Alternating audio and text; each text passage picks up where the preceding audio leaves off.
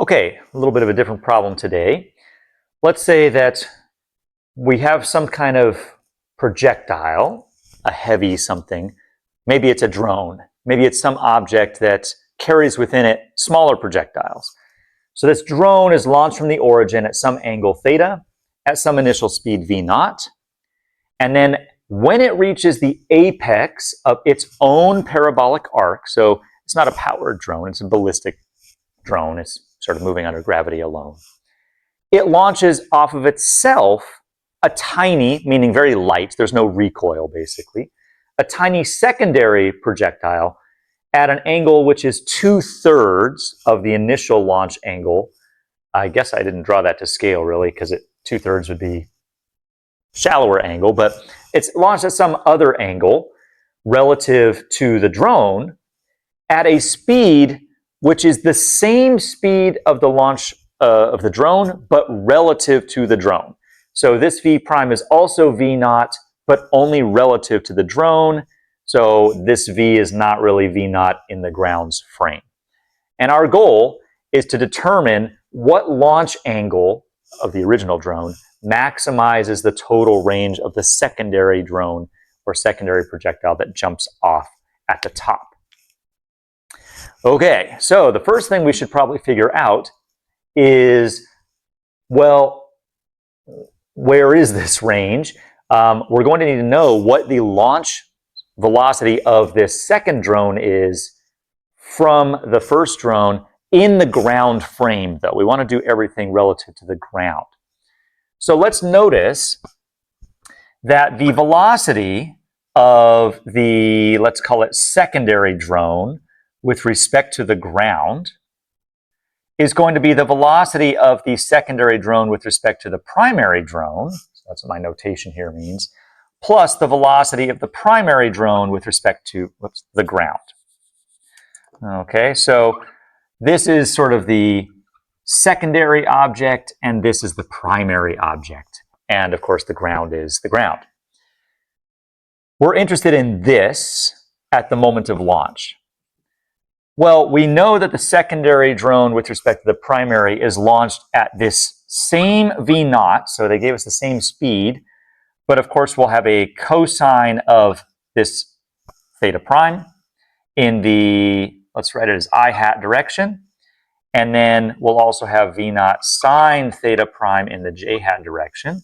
That's the velocity of the secondary relative to the primary at the launch point, at the top of this trajectory.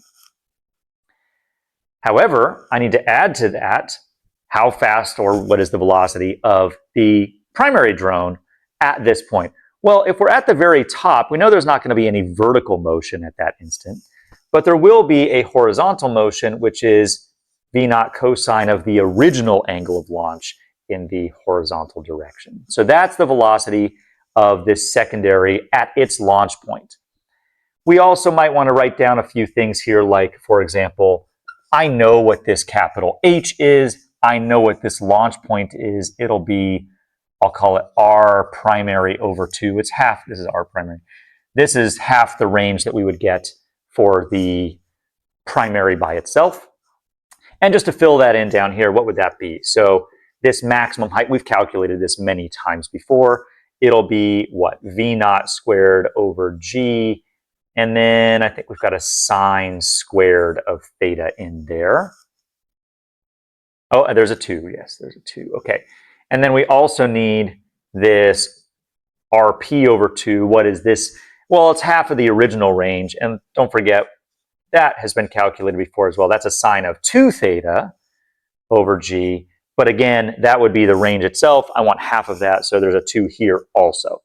Okay, so those two came from old-fashioned kinematics that we've done 1,000 times. So now I'm going to analyze the motion of this purple drone with a given starting location and a given starting velocity using good old-fashioned kinematics. And so that we don't get things too confused, I'm not going to use the letter t to represent time here, because that kind of sounds like the time from the initial launch. I'll use a tau, and tau will indicate time from the time this is launched, just so we don't get too confused in the end. All right, so in the x direction, well, let's actually break this into a couple steps. So in the x direction, I'll have an initial x, which is not 0 in this case because I'm going to be launching from there, plus some initial x velocity tau, plus 1/2 times whatever acceleration we might have in the x direction. Of course, that'll be 0 times tau squared. And then we'll do the same thing in the y direction. Now we'll plug in the numbers. So this final position, of course, is what I'm trying to find. It's the range of my secondary launch trajectory projectile. This x naught is my initial launch point for the secondary, which is rp over 2. I have a formula for it.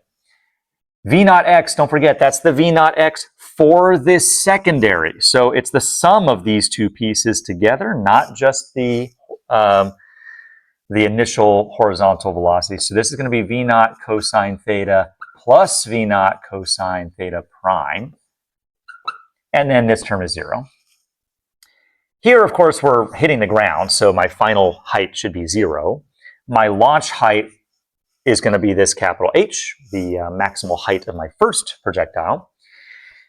This piece actually just has the one term here, V naught sine theta prime. And this piece, of course, is accelerating with a magnitude of g downwards. Okay, so now what I want to do is basically use these two to eliminate tau, and then we'll try to maximize it with respect to theta. Okay, so let's see how best to do that. Probably the best or easiest thing would be to solve this one for tau and plug it in here. So let's do that. We're probably going to be left with some nasty algebra to do. I'll also go ahead and plug in what the h's and r's are, at least the ones that I know. So I'll have a v naught squared over 2g sine squared theta for the h. I have a v naught sine theta prime, and now I got to multiply by this tau. What is tau? Well, it's going to be r minus rp over 2, which is this thing, v naught squared sine 2 theta over 2g, all over, well, v naught can come out, but then I'll have a sum of these two cosines. And that is tau. And unfortunately, I'm going to have to plug it in again one more time.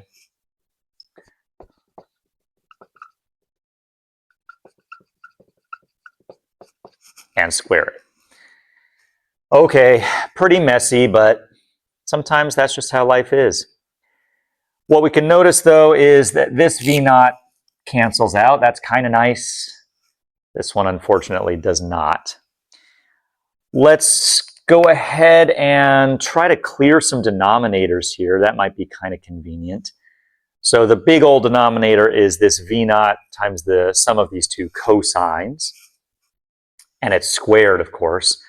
So let's multiply that all the way through and see what happens.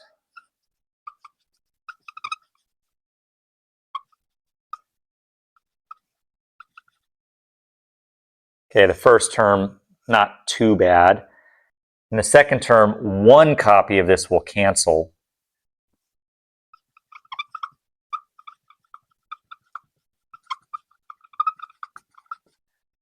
And then the last term that I'm left with, well, it just is what it is. It's just the numerator.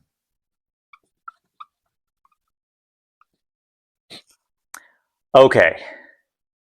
Now at this point, you have a couple options. We could try to do more simplifications, and there will be a little bit that can be done, but not as much as you might think. Remember, though, that what we're trying to do is we're trying to maximize r. Now, r shows up in two places here, here, and here, with respect to theta. And don't forget, theta actually does show up inside of this theta prime also. So there's derivatives to do. Let's actually try to do one last step before we do that, just to make life a little bit nicer. Let's rescale r. So let's set r equal to something I'll call r tilde times v naught squared over 2g. And the reason for this is I just want to strip away the dimensionality and the 2. There's a lot of these 2g things showing up here. I want to strip away that dimensionality so I've got an equation that doesn't have any v naughts or g's in it. Those aren't going to actually change the problem at all. This is all going to be a function of theta. And when we do that, I can then divide every single term by, well, v naught squared over 2g, and then actually another v naught squared, because there will be v naught squareds in all of these terms. And I'll get one final equation that just looks a little cleaner. So let me show you what that looks like.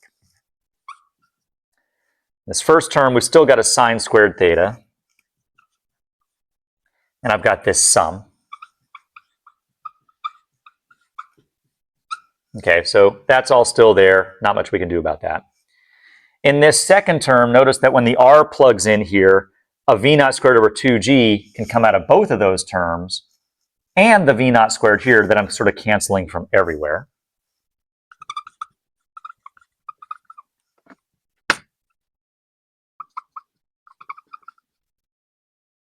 Okay, not too bad. And then finally, at the very end, the same thing happens. The g will also cancel out. But this time, I'll still be left with a 1/2.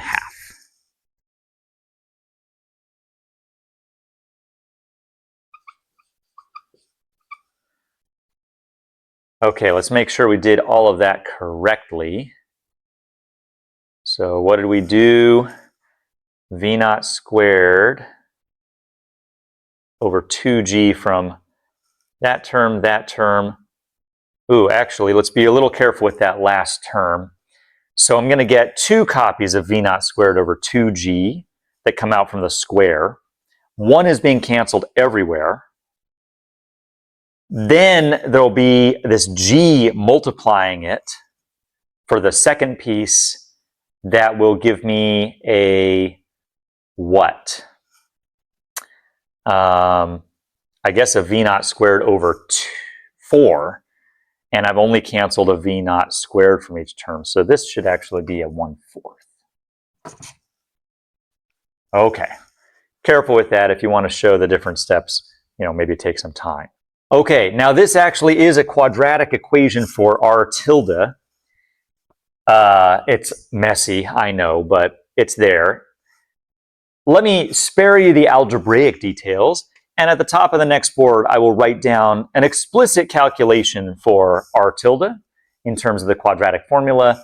I don't think it really helps to go through the derivation here. Although, if you wanted to try to just straight up take a derivative now, you could. It's just got so many chain rules and stuff. I don't think that's going to be very nice. Okay, this is what you get after a lot of simplification. Okay. I'm hiding a lot here, and I usually don't like to do that, but the algebra is just sort of, it's not trivial, but it's also tedious and not very enlightening. There was, however, quite a bit of trigonometric simplification that went in here. So thinking about Pythagorean identities, you might notice the 1/4 went away, and that's kind of because the square root it's got a -4 AC in it. Okay. That all clears out, and it does simplify to this, which is messy, but honestly a lot simpler than it looks when you first write down the quadratic formula. I also took only the positive solution. Obviously, we want this r to end up being greater than rp or anything like that. So here is our expression for r tilde in terms of the launch angle and theta prime, which I've still not really plugged into 2/3 yet, but we're about to do that. And our goal now is to maximize this. So we're going to take the derivative and set it to 0. And you know what? Just so that I don't have to keep writing 2/3 all the time, I'm going to write theta prime as just k times theta, where k in this case is 2/3. But who knows? There could be a different problem where it's being launched at half the angle or something like that. And we might just want to keep it general. All right, we're going to set this derivative to 0. And it's just going to be kind of messy, but we can do it. First one is going to pick up a 2 from the chain rule, and we'll have a cosine of 2 theta. That's not too bad. It's this second piece that's going to be a little nastier. So there will be a 2 on the outside of everything. Probably the best thing is to think of each of these as its own little product. I'm going to do the derivative of this first one first, so that'll be negative sine theta, and then minus k, don't forget there's a k in there, times sine of k theta, times the second, so this stays the same, sine k theta,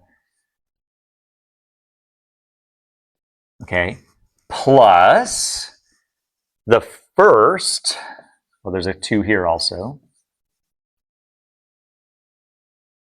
times the derivative of the thing in brackets. Okay, well, the first piece is just going to be a cosine of, well, it's going to be a k cosine of k theta.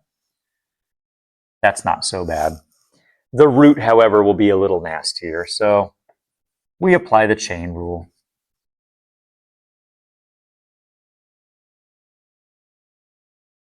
And don't forget, this second term will also pick up 1 over all k. Phew. This whole thing has to equal 0. Oh, goodness. Well, let's see what we might be able to clean up a little bit here. So clearly we could cancel all these 2's. That's not a big deal. This 1/2 and these 2's will cancel. Also not a big deal. We'll pull out this minus sign. Although at this point, I don't know if it's really all worth doing.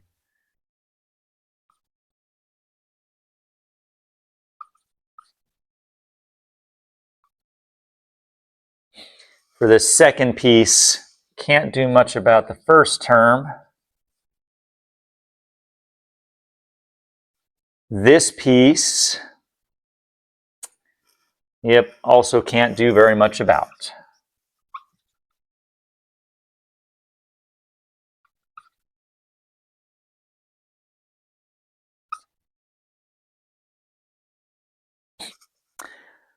Okay, now at this point, if desired, we could do a few things like maybe replace this with some sort of half-angle identity, maybe clear out the square roots as a denominator.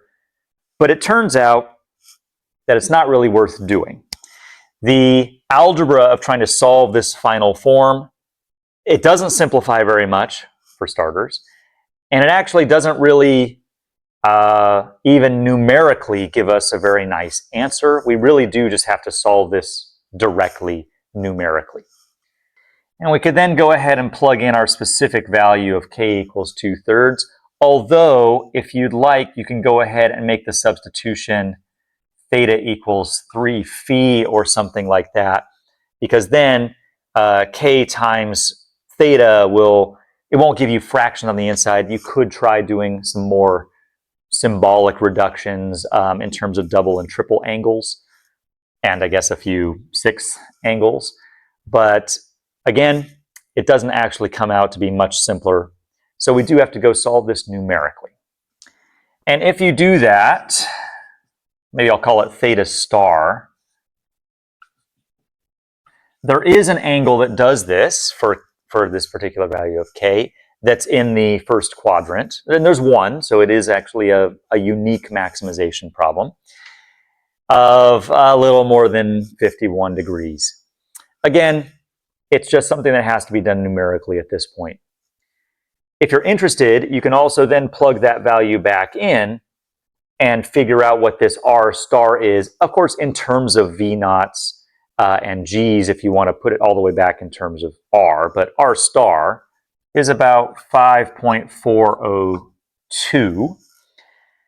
And that tells us that the final landing point here, again, in terms of, and of course I erased it. Remember, we were defining this, sorry, this is r tilde star.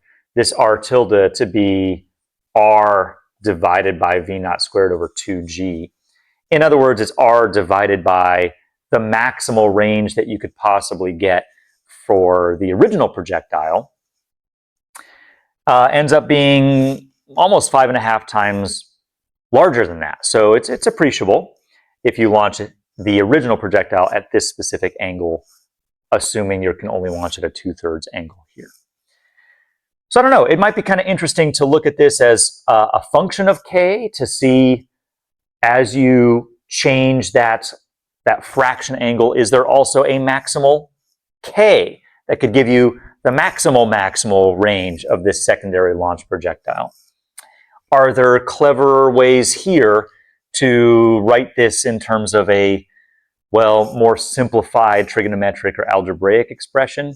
I did my best, but let me know if you can find something that's a little cleaner in the end. At any rate, we did find the launch angle for this particular setup that maximizes the range of the secondary projectile, QED.